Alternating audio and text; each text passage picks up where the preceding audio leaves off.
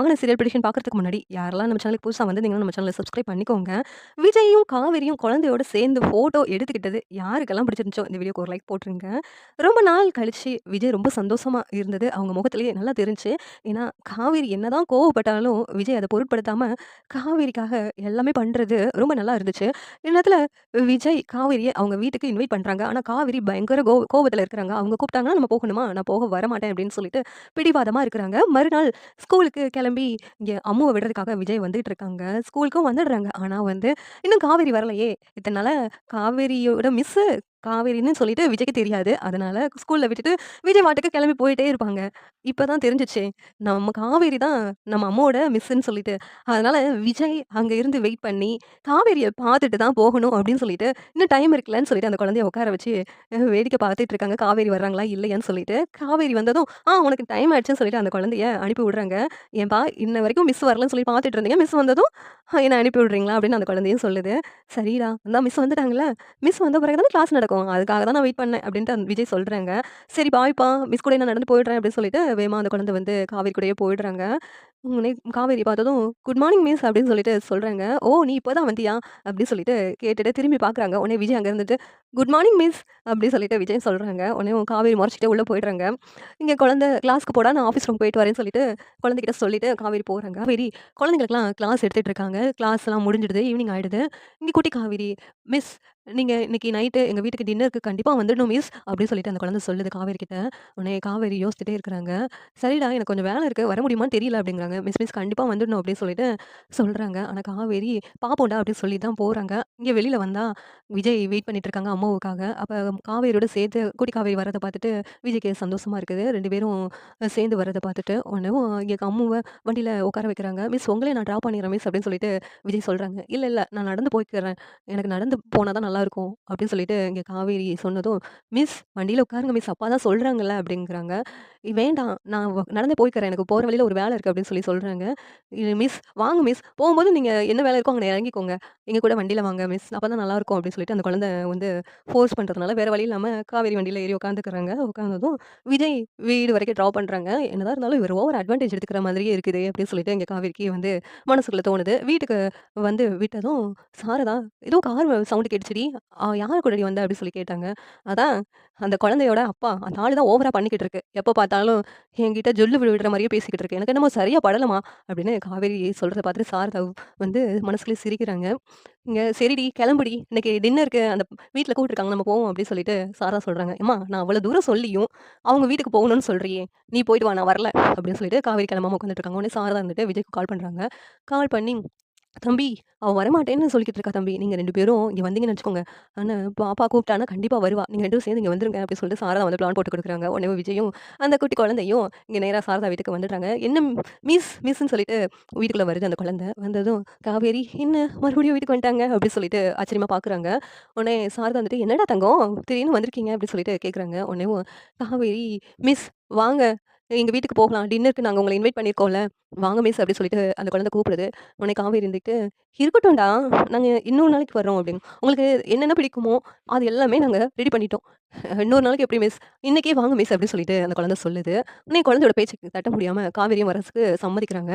உடனேவும் குட்டி காவேரியும், சாரதாவும், அந்த காவேரி 3 பேரும் வண்டியில ஏறுறாங்க. விஜய் வண்டிய ஓட்டிட்டு வீட்டுக்கு கூப்பிட்டு வந்துடுறாங்க. இங்க காவேரி, சாரதா எல்லாரும் வந்ததுல தாத்தாவுக்கு ரொம்ப சந்தோஷம். அதனால காவேரிய பார்த்துட்டு, "வாங்கம்மா, வாங்க" அப்படின்னு சொல்லிட்டு உள்ள கூப்பிடுறாங்க. இந்த குடும்பமே இங்க வரக்கூடாதுன்னு ஒதுக்கி வச்சா, இவங்க வந்திருக்காங்கன்னு சொல்லிட்டு விஜய் சித்தப்பாவுக்கு கொஞ்சம் கடுப்பா தான் இருக்குது. ஆனா விஜய் இருக்கும்போது அவங்கள எதுவும் சொல்ல முடியாதே அப்படின்னு அமைதியா இருக்கிறாங்க. இங்க எல்லாரையும் பார்த்ததும் காவேரிக்கு பழசெல்லாம் கொஞ்சம் கொஞ்சமா ஞாபகம் வருது. இவங்கலாம் எங்கேயோ பார்த்த மாரி இருக்கே அப்படின்னு சொல்லிட்டு எல்லார் கூடயும் உட்காந்து சாப்பிடுறாங்க. எல்லாமே டேஸ்ட்டா இருக்குன்னு சொல்லிட்டு அப்ரிஷியேட் பண்ணிக்கிட்டு இருக்காங்க. உடனே விஜய்க்கு ரொம்ப சந்தோஷமா இருக்கு. ஏன்னா விஜய் தான் அவங்க கையாலேயே காவேரிக்கு என்னென்ன பிடிக்குமோ எல்லாத்தையும் சமைச்சு வச்சதுனால, காவேரி சந்தோஷப்பட்டு சாப்பிடுறதெல்லாம் பார்த்துட்டு அவங்க ரொம்ப சந்தோஷப்படுறாங்க. உடனே சாரதா "தம்பி நீங்க சாப்பிடலையா?" அப்படின்னு கேட்குறாங்க. "இல்ல அத்த நான் அப்புறம் சாப்பிட்டுக்கிறேன்" அப்படின்னு. "நீங்க எங்க வீட்டுக்கு கெஸ்ட்டா வந்திருக்கீங்க. நீங்க தான் முதல்ல சாப்பிடணும்" அப்படின்னு சொல்லிட்டு சொல்றாங்க. உடனே காவேரிக்கு என்னென்ன தேவையோ எடுத்து எடுத்து விஜய் வந்து சர்வ் பண்றாங்க. இங்க சாப்பிட்டு எல்லாரும் முடிச்சுடுறாங்க. முடிச்சதும் அந்த குழந்தை வந்து அவங்க ரூமுக்கு போகுது. காவேரியும் கூப்பிடுது. அங்க போனதும் காவேரி திங்ஸ் எல்லாம் விஜய் வந்து அங்க எடுத்து வச்சிருக்காங்க. காவேரி கல்யாணத்துக்கு முன்னாடி போட்ட முருகன் டால் இருக்கிறத பார்த்ததும் இந்த முருகன் டாலருக்கும் எனக்கும் ஏதோ சம்மந்தம் இருக்கிற மாரி இருக்கே! ஏதோ எனக்கு தோணுது. ஆனா, என்னால யோசிக்க தான் முடியல." அப்படி சொல்லிட்டு காவேரி வந்து அத தொட்டு பார்த்துட்டே இருக்கிறாங்க. விஜய் வந்து அந்த முருகன் டாலர் காவேரிக்கு ரொம்ப பிடிக்கும். அதனால தான் அத தொட்டு பார்த்தோனேயும் காவேரிக்கு ஏதோ ஞாபகம் வர்ற மாரி இருக்கான்னு ஒண்ணும் புரியலையே அப்படி சொல்லிட்டு விஜய் வந்து பார்த்துட்டு இருக்காங்க. அந்த குழந்தையும், "இங்க பாருங்க மிஸ், எங்க வீட்ல என்னென்ன இருக்குன்னு சொல்லிட்டு" அப்படின்னு சொல்லிட்டு எல்லாத்தையும் காமிச்சிட்டு இருக்கு. இங்க காவேரிக்கு அங்க ஒரு சில திங்ஸ பார்க்கும்போது, "இந்த இடத்துல நம்ம ஏற்கனவே இருந்த மாதிரி இருக்குது. இந்த திங்ஸ்லாம் என்னுடைய கனவுல வந்த மாதிரியே இருக்குது." அப்படின்னு சொல்லிட்டு காவேரிக்கு ஒரு சில ஞாபகங்கள் வருது. இங்க தாத்தாவையும் பார்த்துட்டு தாத்தா காவேரி கிட்ட பேசுறாங்க. உடனே தாத்தா கிட்ட, "உங்கள எங்கேயோ நான் பார்த்துருக்கேன். உங்க கூட ஏற்கனவே பேசின மாதிரி எனக்கு ஞாபகம் இருக்குது. ஆனா எங்கன்னு தான் எனக்கு ஒண்ணுமே புரியல." அப்படின்னு சொல்லிட்டு காவேரி சொல்றாங்க. உடனே தாத்தா இருந்துட்டு, "அப்படியாம்மா? எனக்கும் தெரியலையேம்மா." அப்படின்னு சொல்லிட்டு தாத்தா வந்து அந்நேரம் என்ன சொல்லணும்னு தெரியல. ஒண்ணும் சொல்லாம, "இப்பதாம்மா நம்ம 2 பேரும் மீட் பண்றோம். அப்படி இருக்கும்போது ரொம்ப நாள் பார்த்த மாதிரி எப்படிம்மா உனக்கு ஞாபகம் இருக்கும்ன்னு" தாத்தா சொல்லிக்கிட்டு இருக்காங்க. ரெட் கலர் கார் நிக்கிற மாதிரி ஒரு ஃபோட்டோவும் அங்க இருக்குது. அத பார்த்துட்டு காவேரி பார்த்துட்டே இருக்கிறாங்க. "இந்த கார எங்கேயோ நான் பார்த்துருக்கேனே! என் கனவுல வந்த கார் மாரி இருக்குதே!" அப்படின்னு சொல்லிட்டு காவேரி வந்து ஆச்சரியமா பார்த்துட்டு இருக்காங்க. இந்த நேரத்துல தாத்தா விஜய கூப்பிடுறாங்க. "விஜய், என்ன வேணுமோ?